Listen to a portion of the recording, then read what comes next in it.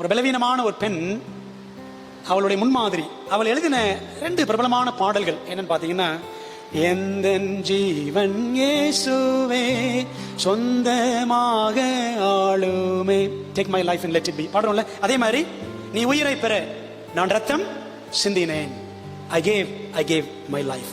இந்த பிரபலமான பாடல்களை, பாமாலைகளை எழுதியவர் யார் என்றால் பிரான்சிஸ் ரிட்லி ஹேவர்கல்.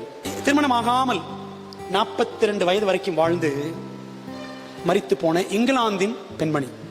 அந்த 42 ஆண்டுகள்ல 21 ஆண்டுகள் சக்கர நாற்காலியில் தான் தன் வாழ்க்கையை கழித்தார். பாதிக்கு பாதி சக்கர நாற்காலி, படுத்த படுக்கையாக பல ஆண்டுகள் இருந்தவர்.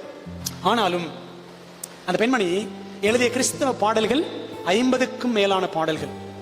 இந்த பெண்மணி மனப்பாடம் பண்ணின வசனங்கள் எவ்வளவு தெரியுமா? 12935 வசனங்கள். நாமும் படுத்த படுக்கை அனைத்து மனப்பாடம் பண்ணுவோமா? வாலிப பெண்ணாக இருக்கும் போதே புதிய ஏற்பாடு முழுசு மனப்பாடம் பண்ணிட்டாங்க. 260 அதிகாரங்கள், சங்கீதம் முழுக்க, ஏசாயா முழுவதும், பிற்பாடு சிறிய தீர்க்கதரிசிகள் முழுவதையும், ஓசியால இருந்து மல்கியா வரைக்கும் எல்லாத்தையும் மனப்பாடம் பண்ணி விட்டாலும். அன்பானவர்களே, கொஞ்சம் யோசித்து பாருங்க, நாம் ஆண்டோட வசனங்கள்ல அவ்வளவு ஆர்வம், தீவிரம் காட்டுகிறோமா?